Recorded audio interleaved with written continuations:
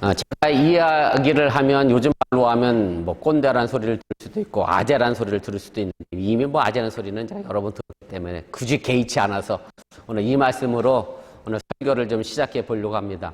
이게 벌써 30년이 넘은 개그네요.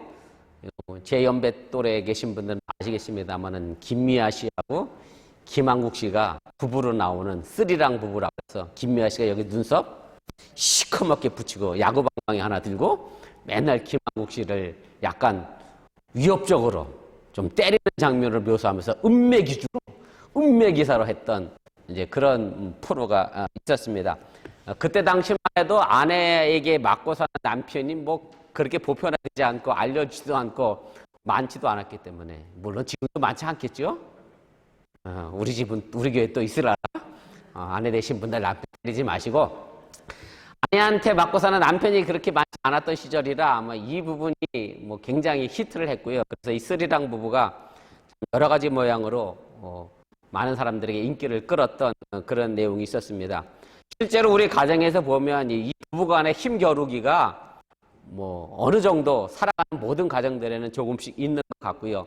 흔히 결혼하면 이런 얘기를 하잖아요. 신혼 초에 기선을 잡아야 한다라고 하면서 이제 비법 아닌 비법을 막 알려주잖아요. 그래서 별것도 아닌 거 가지고 신혼 초에 이제 부부 싸움을 하는데 그래서 제가 그 비법대로 기선을 제압했다는 남편도 제가 만나본 적도 없고 그 비법대로 기선을 제압했던 아내도 제가 만나본 적은 없습니다만은 아무튼 힘겨루기의 모양새가 우리 가정에서도 여전히 존재하는 것이 사실입니다.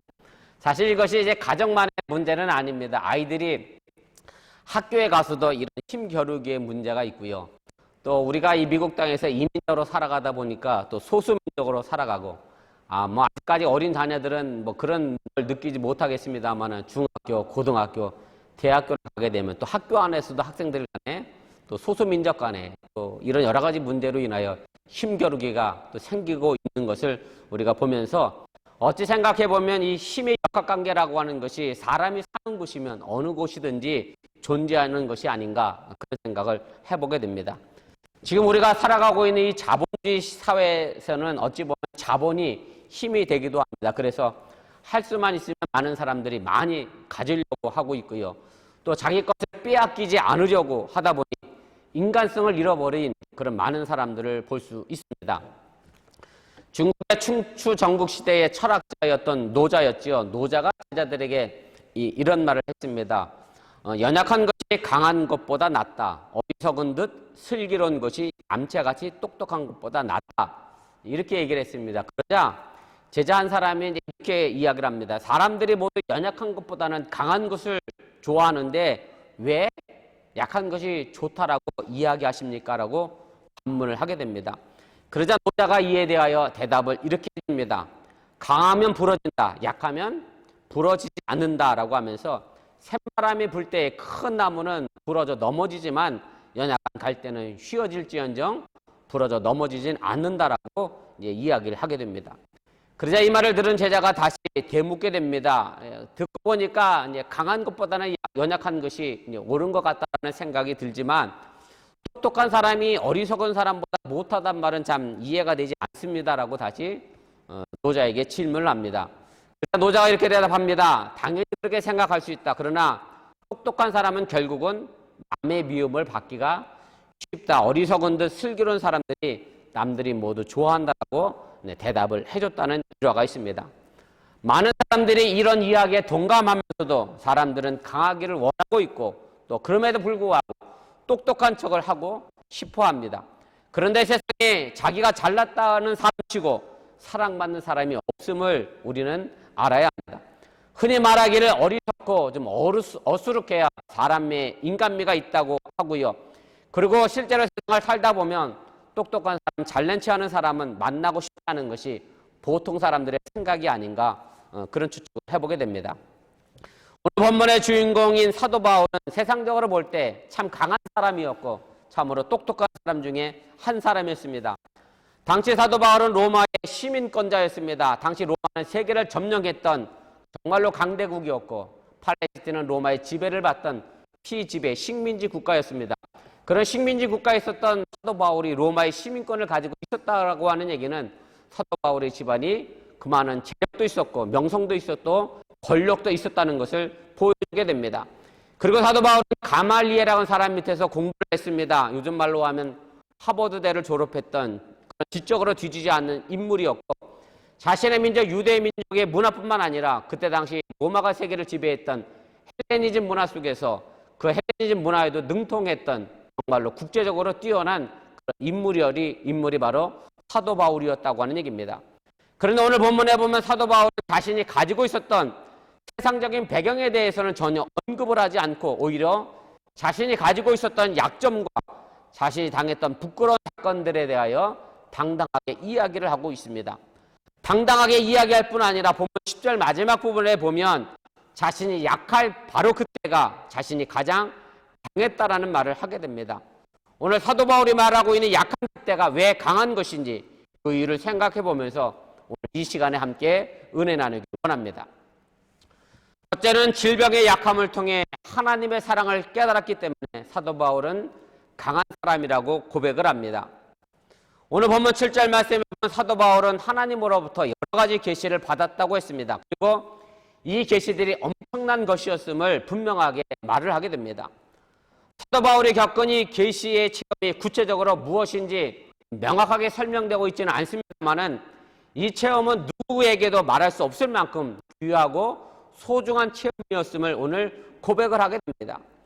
그리고 이 체험이 영적으로나 신앙적으로 충분히 교만해질 수 있는 그런 시험이었기 때문에 그것을 본인 자신도 너무나 잘 알고 있었기 때문에 오늘 사도 바울은 자신이 교만해지지 않도록 하나님이 자신에게 육체의 가시를 주었다라고 말하고 있습니다. 사도 바울이 가지고 있었던 육체의 가시가 무엇인지에 관하여 신학자들이 여러 가지로 의견을 이야기하는데 대체적으로는 사도 바울이 가지고 있었던 육체적인 질병이 아닐까 그렇게 추측을 합니다.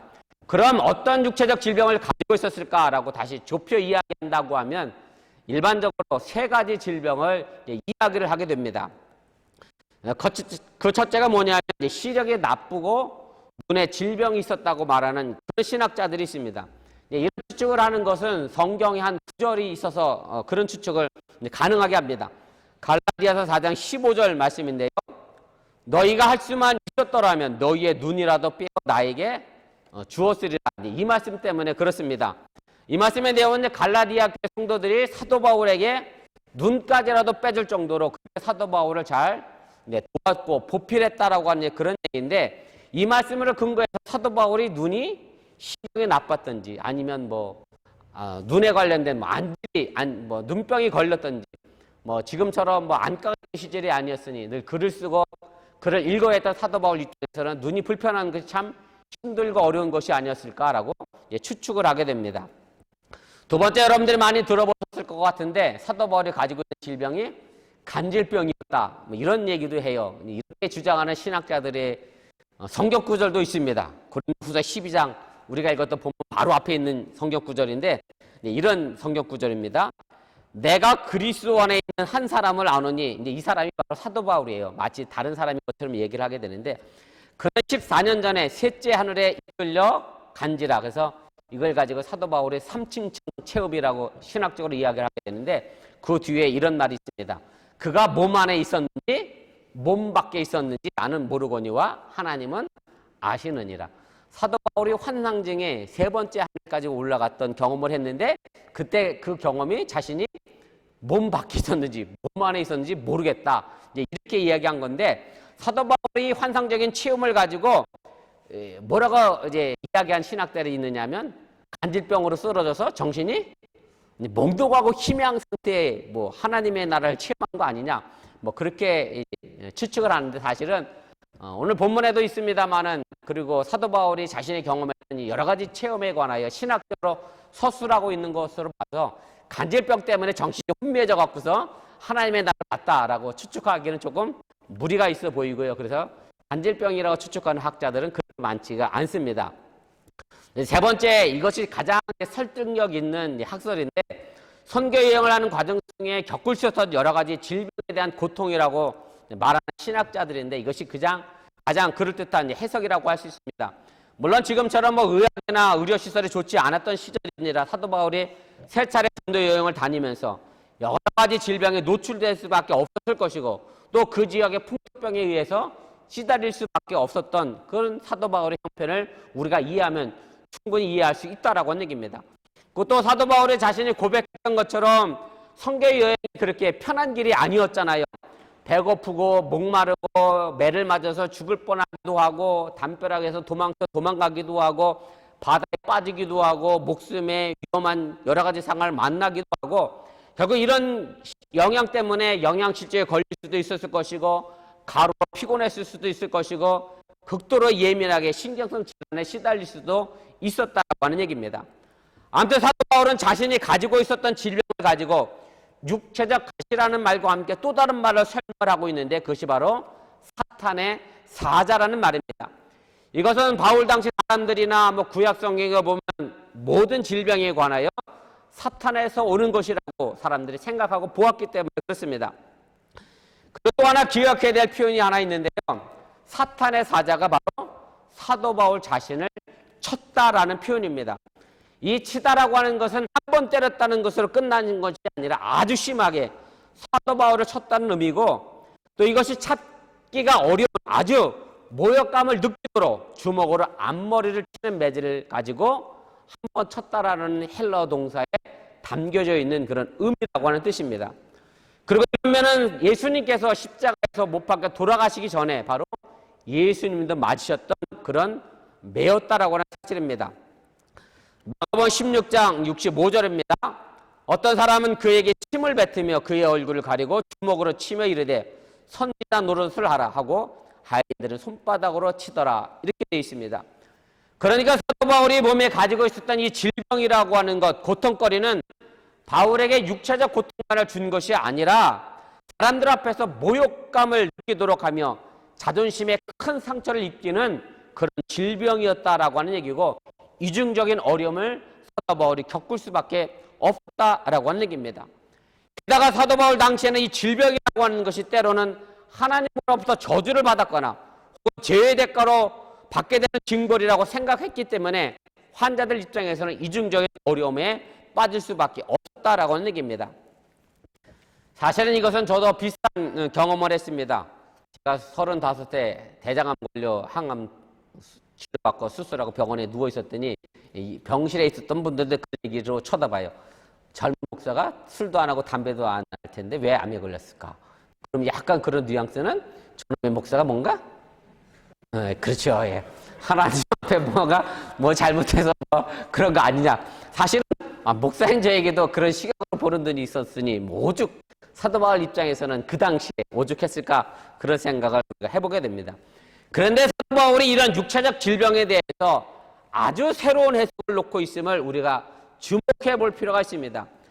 사도 바울은 자신이 가지고 있는 이 병에 대한 고통을 사탄이 준 거라고 생각하지 않았고 오히려 하나님이 자신을 너무 자만하지 않게 하시려고 그렇게 자신을 깨닫게 하시려고 이 육체적 가시를 자신에게 주게 했다라고 하는 얘기인데 바로 육체적 질병을 통하여 하나님이 자신을 사랑하는 사랑의 마음을 알게 됐다라고 하는 사실입니다. 사도 바울은 자신이 질병이 없었다고 하면 무척이나 교만한 사람이 되었을 것이고 자기의 능력과 학식과 업적을 가지고 교만한 생각으로 하나님의 은혜와 사랑을 깨닫지 못하는 사람이 됐을 것이라고 오늘 본문에 솔직하게 고백하고 있음을 우리가 보게 됩니다. 바로 여기에 사도 바울의 위대함이 있었고 사도 바울의 강함이 있었다고 하는 사실을 여러분들이 믿으시기를 바랍니다. 자신이 원하지 않았던 질병을 가지고 있었지만 그것으로 인해 불평과 원망의 삶이 아니라 그 속에서 하나님의 사랑과 그 뜻을 깨닫게 되었는데 이런 모습이 온전한 신앙인의 삶의 모습임을 여러분들이 믿으시기를 바랍니다. 물론 우리가 사도 바울처럼 어려운 일을 만났을 때 그것을 바로 깨닫기는 쉽지는 않습니다. 저 자신도 암에 걸려 수술하고 항암 치료를 했습니다만 그 상황에서 하나님이 나를 엄청나게 사랑하시는구나 이렇게 깨닫기가 쉽지는 않았다라고 하는 얘기입니다. 그러나 지금 돌이켜보면 이 모든 과정이 있었기에 제가 이 자리에 있게 된 것이고 저희 가정을 통해 하나님께서 어떻게 선한 길로 이끌어 왔는지를 깨닫게 되었고 합력하여 선을 이루어 가시는 하나님의 큰 사랑을 느끼게 되었다는 말씀입니다. 우린 누구나 약한 상황을 경험하게 됩니다. 그리고 그 누구도 그 약한 상황을 피해갈 수는 없습니다. 어찌 생각해보면 지금의 코로나 시대가 우리 모두가 겪는 약한 상황이라고 해도 틀리지 않습니다. 마음대로 할 수도 없고 사람을 만날 수도 없고 답답하게도 마스크를 계속 끼고 다니는 그런 상황이었고, 어저께인가 여성교회에서 아침 일찍 제 생일이라고 찾아와서 축하해 주셔서 고맙고 감사했는데, 고민기 지사님이 이런 얘기를 해요. 하늘이가 무슨 그림책을 봤는데 사람들이 그림책 속에 뭐가 있었겠어요?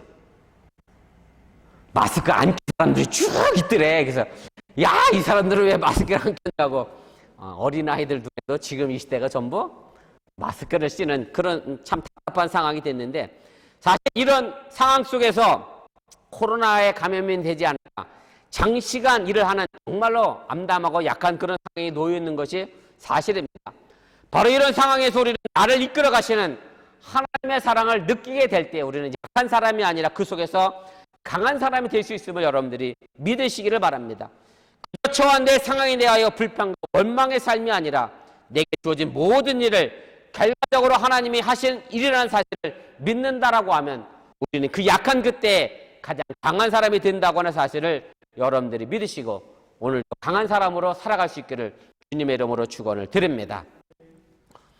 두 번째로는 진정한 기도의 응답을 받게 될 때 우리는 강한 사람이 될 수 있습니다. 오늘 본문 8절에 보면 사도 바울이 자신이 당하고 있었던 육체적 질병에 대하여 벗어나기 위해 3번이나 주님께 기도했다고 이야기를 합니다. 그리고 이 3번의 기도는 바울에게뿐만 아니라 예수님에게서도 우리가 쉽게 찾아볼 수가 있습니다. 예수님께서 십자가 죽음을 앞두고 겟셋마네 동산에 올라가셔서 제자들과 떨어져 한적한 곳에 올라가셔서 3번이나 이제 기도하시게 됩니다. 그리고 할 수만 있으면 이 잔을 내게로 좀 옮겨달라고, 내가 이 십자가를 지고 싶지 않으니 하나님 이 십자가의 죽음을 피하게 해달라고 그렇게 간절하게 3번 간구하게 됩니다. 우리가 예수님이 구원자이고 메시아고 그리스도이니까 십자가의 죽음을 아주 기쁜 마음으로 지고 간 것처럼 생각하고 오해하지 말라라고 하는 얘기입니다. 예수님이 결단코 그런 마음으로 십자가를 지고 계시지는 않았다라고 하는 얘기입니다. 마가복음 14장 34절입니다. 내 마음이 심히 고민하여 죽게 되었으니 너희는 여기 머물러 깨어 있으라. 여러분들이 아시는 것처럼 예수님은 이 십자가의 죽음을 피하고 싶으셔서 하나님께 3번이나 기도하시게 됩니다. 그리고 누가복음에는 3번이라는 숫자가 등장하고 있지는 않습니다만은 몹시 고민하면서 간절히 기도하는 모습이 마치 땀방울이 핏방울처럼 떨어지는 것처럼 누가복음은 묘사하고 있음을 보게 됩니다. 예수님이 십자가의 죽음을 피하기 위하여 3번 기도한 것이나 사도 바울이 이 육체의 질병에서 벗어나기 위하여 3번 기도한 것이나 같은 맥락에서 본다고 하면 사도 바울의 이 괴로움은 결코 작은 것이 아니었다라고 하는 그 말씀입니다. 예수님의 기도나 사도 바울의 기도가 3번이라고 표현되어 있으니까 여러분들이 그저 몇 번 기도한 것으로 가볍게 보아서는 안 된다라고 하는 얘기고요. 성경에서 일반적으로 이 3번 기도는 그 기도가 응답된 것으로 여러분들이 이해를 하시기 바랍니다. 그런데 예수님의 3번 기도나 바울의 이 3번 기도는 응답되지 않은 것처럼 보입니다. 왜냐하면 예수님이 이 죽음의 잔을 옮겨달라고 기도했는데 결국 예수님이 이 죽음의 잔을 마셨고 십자가를 쥐고 돌아가셨기 때문에 그렇고요. 사도 바울도 이 육체 질병을 벗어나게 해달라고 3번 주님께 기도했는데 사도 바울도 그 병을 고치지 못하고 계속해서 그 질병을 가지고 살아갔기 때문에 그렇습니다. 그러나 예수님의 기도나 사도 바울의 기도는 하나님으로 분명한 응답을 받은 기도였습니다. 예수님이 자신의 뜻대로 십자가를 지고 싶지 않았지만 십자가를 지는 것이 하나님의 뜻이라고 하면 내가 기꺼이 십자가를 지겠다라고 그 하나님의 뜻을 받아들였기 때문에 예수님은 하나님께 응답받은 기도를 드렸다라고 하는 얘기입니다. 그리고 마찬가지로 사도 바울도 자신의 고통을 벗어나게 해달라고 간절히 기도했는데 그 기도는 이루어지지 않았고 대신 이런 응답을 하나 받게 됩니다. 오늘 본문 9절이죠. 나에게 이르시기를 내 은혜가 내게 족하도다. 내 능력이 약한 데서 온전하여짐이라 하신지라 이렇게 말씀합니다. 이 상황을 통해서 우리가 알아야 할 것은 예수님의 3번 기도나 사도 바울의 3번 기도는 말 그대로 3번 기도한 것이 아니라 하나님의 응답을 들을 때까지 기도한 기도였음을 여러분들이 믿으시기를 바랍니다. 그래서 제가 누누이 드리는 말씀이지만 기도를 한두 번 하고 중단하지 마시기를 하라고요. 하나님의 응답을 들을 때까지 지속적으로 하시기를 바랍니다. 그 응답이 내가 원하는 방향으로 이루어지든지 간에 내가 원하지 않는 방향으로 이루어지든 간에 상관없이 하나님의 응답을 들을 때까지 지속해야 함을 여러분들이 잊지 마시기를 바랍니다. 사실 오늘 본문에 나오는 이 사도 바울의 기도의 응답이라고 하는 것은 결코 그렇게 자랑할 만한 기도는 아닙니다. 사도 바울이 그토록 간절히 기도했다고 하면 정말 기도의 능력이 나타나서 사도 바울의 질병을 고쳐줘야 하는 것인데 사도 바울의 이 질병은 결단코 낫지 않았고 정말 끝까지 이 질병을 가지고 살아가라고 이야기하는 응답을 들었음에도 불구하고 자신이 약한 그때 강함이라고 자랑하는 것이 어찌 보면 앞뒤가 맞지 않는 그런 상황이라고 해도 틀리지 않다라고 하는 얘기입니다. 보통 우리가 말하는 기도 응답이라고 하면 그 기도의 내용이 내가 기도한 대로 그대로 이루어지는 것을 말하게 됩니다. 만약 무엇이든지 기도한 대로 그대로 이루어지는 것을 보면 그 사람이 얼마나 영적인 능력의 사람인가를 보여주기 때문에 그렇습니다. 저도 대장암 걸려서 이런 상상을 많이 했습니다만은 정말로 의사가 고칠 수 없는 질병을 가지고 있는데 어느 목사가 말해요. 기도하고 안 쓰더니 병이 싹 났어요. 저도 대장암 수술 안 하고 제 머리 안 쏘해서 제가 병이 나서 기도로. 그러면 이복성 목사 밑으로 얼마나 사람들이 떼거지로 몰려들겠어요. 야, 정 목사님 신령하다. 그렇게 막 몰려들 것 같잖아요. 근데 사도 바울이 그런 상황에서 말입니다. 하나님께 기도했단 말이에요. 근데 그 기도가 응답되지 않았어요. 3년의 선교 여행의 선교사의 위치도 또 한 교회 지도의 위치로도 어떻게 자존심이 상하고 말 그대로 요즘 말로 마음에 상처를 받을 수밖에 없는 그런 처지에 놓이게 됐다라고 하는 얘기입니다. 사도 바울이 자신의 약함이라고 표현한 것이 바로 이런 상황을 둔 자신의 모습을 말하고 있음을 여러분들이 깨닫으시기를 바랍니다. 그런데 이런 약한 모습이 왜 사도 바울에게 강한 사람이 되었을까라고 하는 얘기입니다.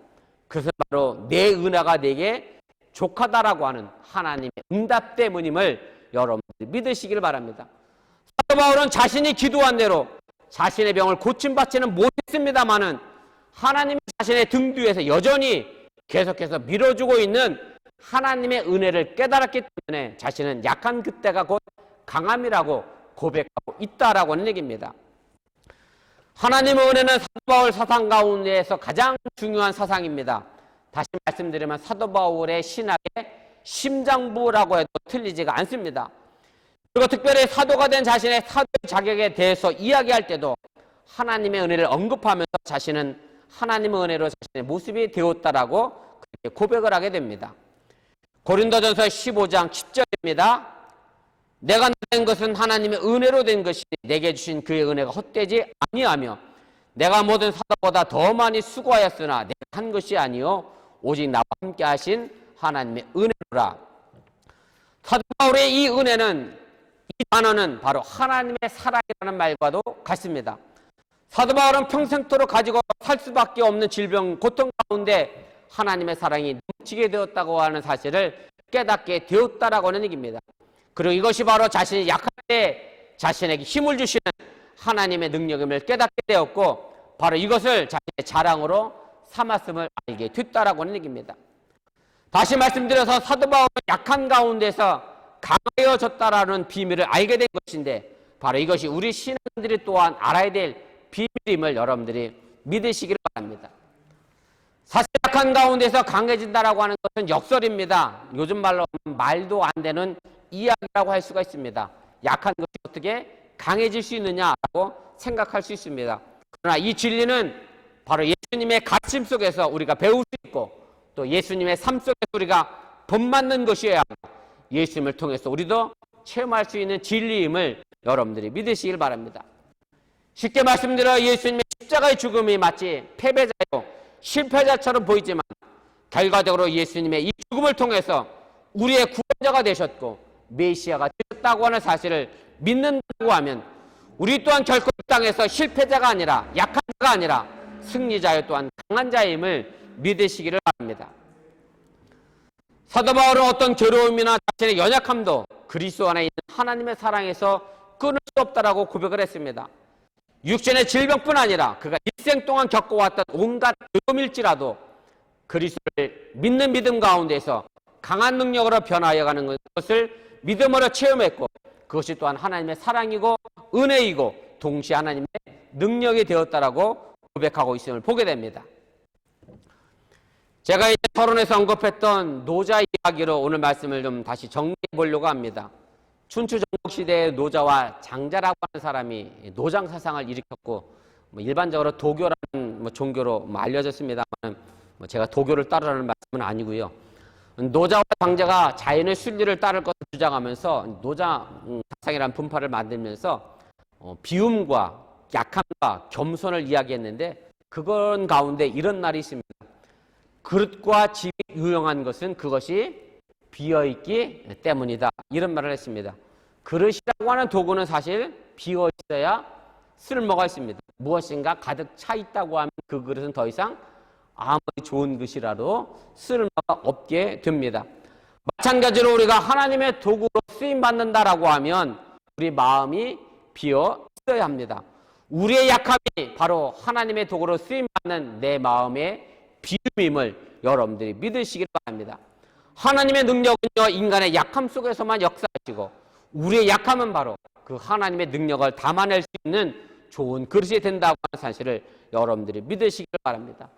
내 능력의 한계선상에서 하나님을 향하여 부르짖을 때 하나님은 그 인간에게 자신의 능력을 부어주시고, 이 약함이야말로 하나님의 권능이 머무는 자리임을 또한 여러분들이 믿으시기를 바랍니다. 저와 여러분들이 이제는 더 이상 내 힘으로 살지 마시고 우리의 약함 속에 하나님의 강함을 경험할 수 있기를 주님의 이름으로 간절히 축원을 드립니다. 우리 기도하겠습니다.